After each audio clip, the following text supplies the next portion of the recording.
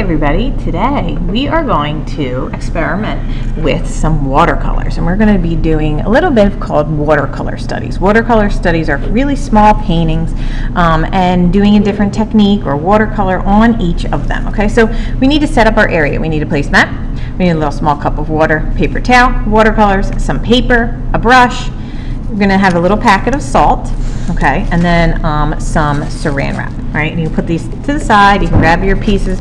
In each of the trays, everybody's going to get a couple pieces of watercolor paper to use. All right, so watercolors need water. Okay, so that's why the name is watercolor. So first thing we can do is you can practice a wet on wet technique, is where you actually take nice clean water, and I like to start with this one first because the water is nice and clean. So you're going to wet the paper. Simply just wet the paper. You don't need to go to the complete edge of the paper. Just kind of go around it. Okay, and you can see that it's really wet. Now what you're going to do is you're going to take two colors. Take any two colors. You can take three, but make sure they're next to each other. If you play around with the colors, so here is purple, okay, and then don't go to brown and black. You're going to go back to red. So you can do any colors. Just kind of think of them as in a circle like this. All right, so let's start with blue. Okay, so I'm going to wet the blue. I'm going to put some blue. You always have to make sure we add water to the watercolors, hence the name watercolors. Okay, and I'm going to kind of fill like the half of the page. Then I'm going to go into some purple. Okay, and what happens is with this wet on wet technique is it bleeds together.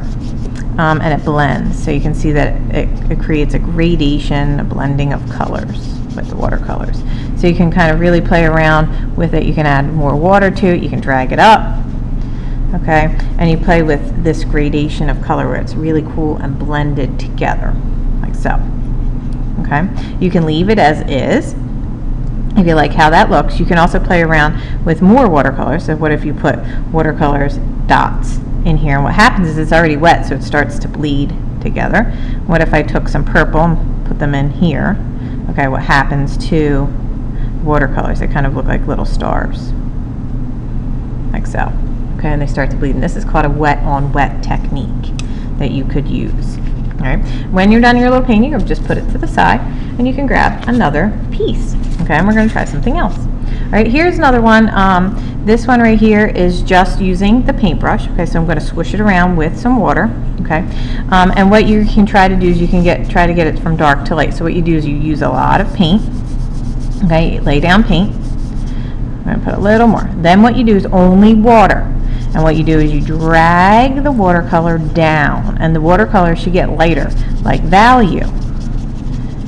And you can get it to be really light, so it can get from red to almost pink, just by dragging down the color. And you get this really cool kind of watercolor just by using a gradation, like this. Okay, so you could do that with the colors. Let's do another one. So on this one right here, I'm going to add, let's go back. Let's do green. So we're going to swish it around the paint. Okay, I'm going to add some water. Okay, and I'm going to put this one, I'm going to put down two colors, and then I'm going to show you what happens. So I'm going to put down green, and then I'm going to use blue next to it. Remember that I am still adding water, and I keep dipping it in water. Notice how many times I dip this in water. Okay, then I'm going to start at the bottom. I'm going to clean my brush. Okay, and then I'm going to swish it around with the blue. You do not need to jam your paintbrush into the paint. You just kind of dab it on the top.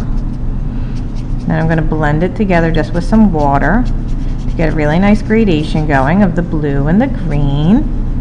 Okay, and this time I'm going to make sure that this is nice and wet. So watercolors, you got to kind of work quickly. And I'm going to open my salt. Okay, and I like to sprinkle some on my hand first. Okay, and then you can sprinkle it right on top. And what this is, if you can do it this way, just make sure you tap it so that it doesn't get a whole bunch of globs.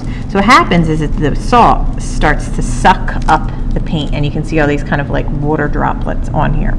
And what happens is it starts to suck in, and it creates these little crystals. And when this is dry, you can swipe off the watercolors, and there's little white dots that will be left where the salt is. It gives this kind of really cool technique that looks like this. But you don't need a lot of salt to do that. All right, so one more piece of paper, and I'm going to, we're going to play with the saran wrap and paper towels for this part. So let's do another one. Let's do orange. We haven't played with orange yet. So I'm going to swish your watercolors around. I'm going to lay down some orange. I'm going to lay down a good amount of orange for this, so I'm using a lot more paint. So whenever you want the color to be darker, you swish around more paint and less water.